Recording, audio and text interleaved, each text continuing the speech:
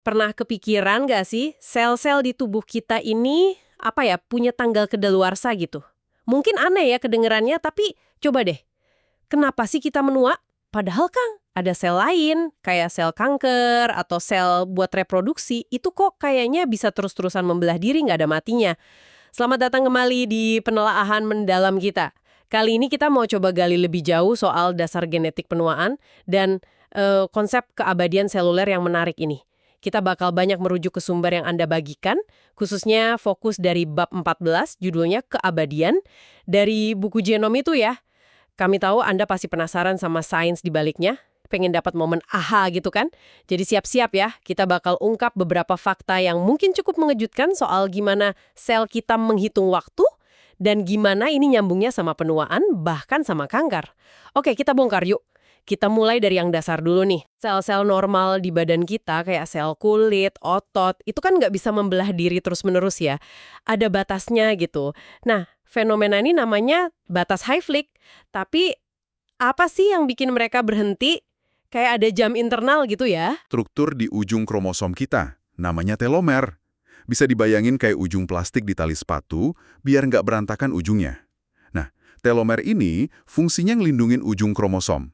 Yang menarik, sumber kita bilang, tiap kali sel normal kita membelah, telomer ini jadi lebih pendek sedikit. Mirip sumbu lilin lah, yang makin lama makin habis kalau dinyalain terus. Oh, analogi sumbu lilin. Oke. Jadi makin sering membelah makin pendek telomernya. Terus kalau sumbunya udah pendek banget, udah mau habis gitu, apa akibatnya buat selnya? Nah, tahu telomer udah mencapai panjang kritis, itu jadi semacam sinyal buat sel untuk, ya udah stop membelah. Selnya bisa masuk kondisi namanya senescence, penuaan seluler.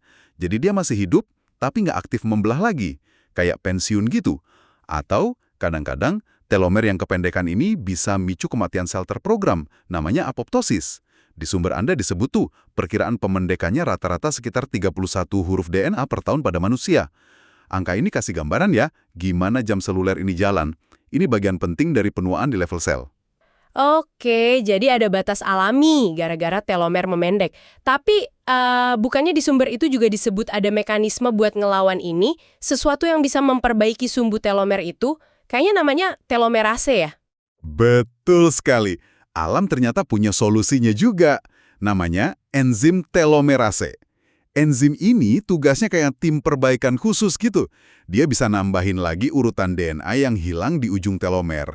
Jadi telomernya tetap panjang, walaupun selnya membelah terus. Nah, telomerase ini aktif banget di sel-sel yang emang tugasnya membelah terus, kayak sel sperma dan sel telur kita. Kan mereka harus jaga genom buat generasi berikutnya. Juga aktif di organisme sel tunggal, makanya sel-sel ini kayak kebal sama batas Hayflick tadi. Sumber Anda juga nyebutin beberapa gen penting yang terlibat, nunjukin pentingnya mekanisme ini secara genetik. Nah, ini nih bagian yang bikin penasaran banget. Sumbernya kan bahas eksperimen dari Geron Corporation. Kayaknya ini penting banget ya buat pemahaman kita soal telomerase. Bisa cerita lebih detail nggak soal temuan mereka? Apa sih yang bikin heboh? Oh iya, eksperimen Geron itu memang, bikin geger waktu itu.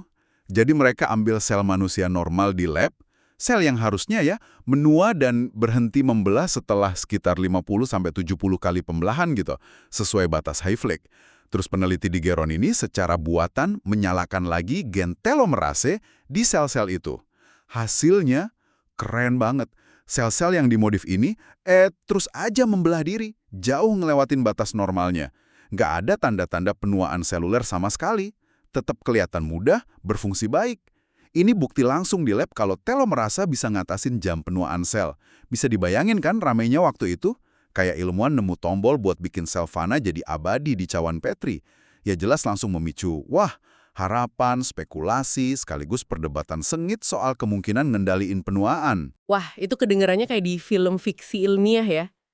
Kalau logikanya ditarik lurus nih, kalau kita bisa aktifin telomerase di semua sel kita, berarti kita bisa stop menua dan hidup selamanya dong. Semudah itukah?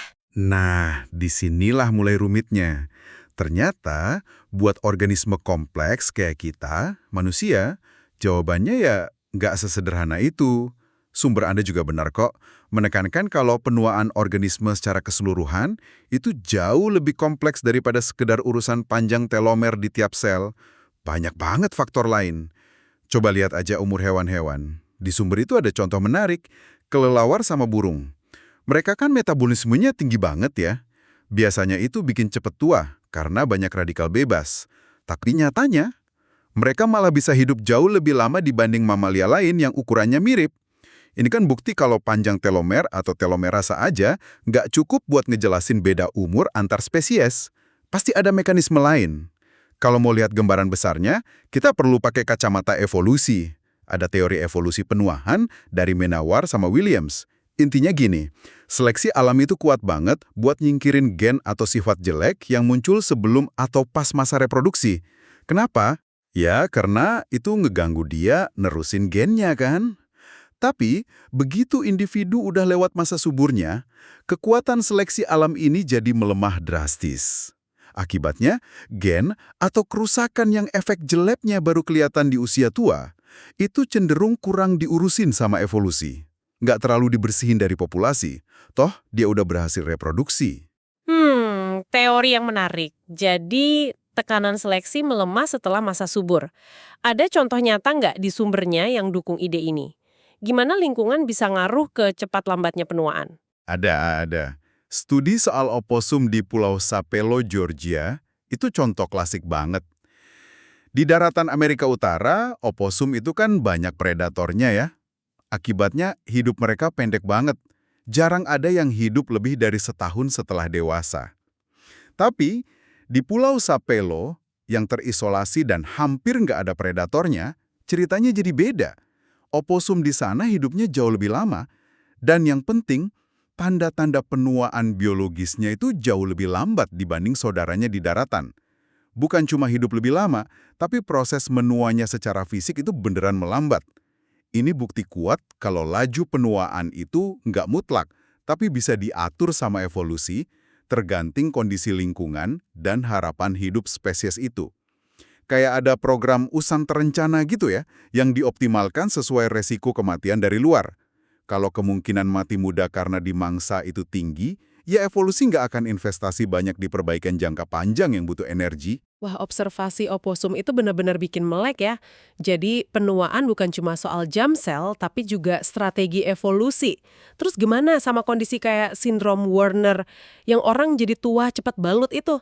Apa ini ada hubungannya juga sama telomer atau ini beda lagi? Ya, sindrom Werner ini contoh tragis, tapi kasih pelajaran penting juga.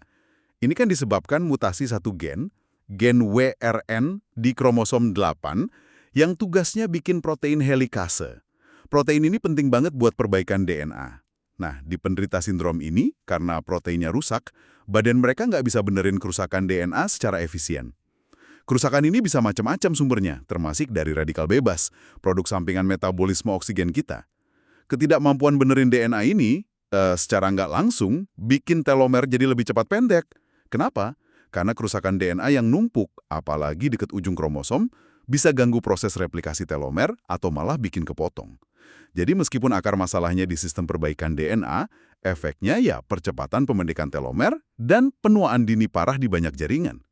Ini ngenegasin lagi, penuaan itu bukan cuma soal berapa kali sel membelah, tapi juga soal numpuknya kerusakan DNA dan molekul lain. Sama pertahanan antioksidan, bukan langsung ke telomeras. Jadi, manajemen kerusakan itu penting banget. Makin kompleks ya jadinya, ada jam telomer, ada akumulasi kerusakan, ada pengaruh evolusi. Sekarang kita pindah ke sisi lain dari koin keabadian ini yang juga disorot di bab 14 buku itu. Katanya sel kanker itu pada dasarnya abadi. Kok bisa sel jahat ini malah dapat keabadian yang dari punya sel normal kita? Nah, disinilah kita ketemu sisi gelap telomerase. Ini paradoks biologi yang penting banget. Kan tadi kita bahas, sel normal punya batas Hayflick, karena telomer memendek. Batas ini sebenarnya kayak rem pengaman, biar sel nggak membelah ngaur, yang mana itu ciri khas kanker. Supaya tumor bisa tumbuh gede dan bahaya, sel kanker harus cari cara ngelewatin batas ini. Dan cara paling umum yaitu dengan ngidupin lagi atau ningkatin produksi enzim telomerase. Dengan telomerase aktif, sel kanker bisa terus-terusan benerin telomernya tiap kali membelah. Ini yang bikin mereka bisa membelah tanpa henti, dapat keabadian replikatif buat tumbuh terus.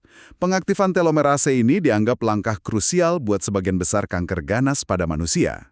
Tanpa ini, pertumbuhan tumor bakal macet karena penuaan sel. Iya, sel HeLa itu contoh klasik, mungkin paling terkenal. Diambil dari tumor serviks Henrietta Lacks tahun 1951 tanpa izin beliau waktu itu. Ini isu etis penting ya. Sel ini jadi lini sel manusia pertama yang bisa dibiarkan terus-menerus di lab. Kuat banget dan bisa membelah tanpa henti karena telomerasanya tinggi, warisan dari sifat kankernya. Kontribusinya buat medis luar biasa, vaksin polio, pemetaan gen, riset kanker, HIV, efek radiasi, banyak banget. Hampir semua lab biologi pernah pakai. Tapi ya itu, kita nggak boleh lupa, keabadiannya itu dari kanker. Sumber Anda malah kasih fakta mencengangkan. Kalau semua sel HeLa yang pernah tumbuh di lab seluruh dunia dikumpulin, beratnya bisa ratusan kali lipat berat badan Henrietta Lacks sendiri. Ini nunjukin betapa dahsyatnya kekuatan replikasi kalau kontrol sel normal berhasil dijebol. Jadi, ya inilah inti paradoksnya. Mekanisme penuaan seluler, salah satunya lewat pemendekan telomer, itu sebenarnya benteng pertahanan alami kita lawan kanker. Dengan ngebatasin jumlah pembelahan, badan kita ngurangin peluang munculnya mutasi bahaya pemicu kanker. Tapi, sel kanker dalam perjuangannya buat bertahan dan berkembang, malah belajar nge-hack sistem ini. Mereka aktifin lagi telomerase, senjata yang sama dipakai sel reproduksi kita buat keabadian keturunan demi keabadian egois mereka sendiri. Ini kayak pertarungan evolusi di dalam tubuh kita. Trade-off rumit antara umur panjang sel dan pencegahan kanker. Luar biasa ya, rumit banget tarian biologis ini. Jadi kalau kita rangkum sedikit, kita udah lihat gimana telomer itu kayak jam pasir di sel kita, ngitung mundur tiap pembelahan. Terus kita juga paham peran telomeras sebagai pemutar ulang jam itu penting buat sel tertentu, tapi bisa juga disalahgunakan sama kanker. Dan ini semua nyambung banget kedua fenomena besar, penuaan alami kita dan perkembangan kanker. Iya, yang jadi jelas dari obrolan kita, dan ditekankan juga di sumber Anda, penuaan itu bukan sekedar kerusakan acak atau satu proses tunggal yang gampang dihentikan. Ini hasil interaksi kompleks banyak faktor. Ada program genetik, kayak pemendekan telomer, ada akumulasi kerusakan dari metabolisme dan lingkungan, ada mekanisme perbaikan yang coba ngelawan, dan ada tekanan evolusi yang ngebentuk strategi umur panjang versus cegah kanker yang beda-beda tiap spesies.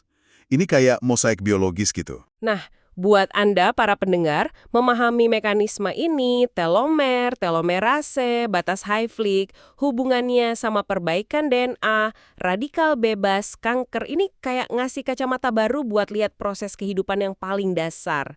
Ini bukan cuma pelajaran biologi sel biasa, tapi nyentuh pertanyaan mendasar. Kenapa sih kita menua? Gimana badan kita nyimbangin umur panjang sama risiko penyakit? Dan gimana penyakit kayak kanker bisa ngebajak mekanisme inti kehidupan itu sendiri? Sebagai penutup nih, bab 14 buku Genom yang kita fokusin hari ini, ninggalin satu pemikiran yang, cukup provokatif ya. Coba bayangin deh sejenak, gimana kalau suatu saat nanti, sains benar-benar bisa bikin kita ngontrol aktivitas telomerase di manusia dengan aman dan tepat sasaran.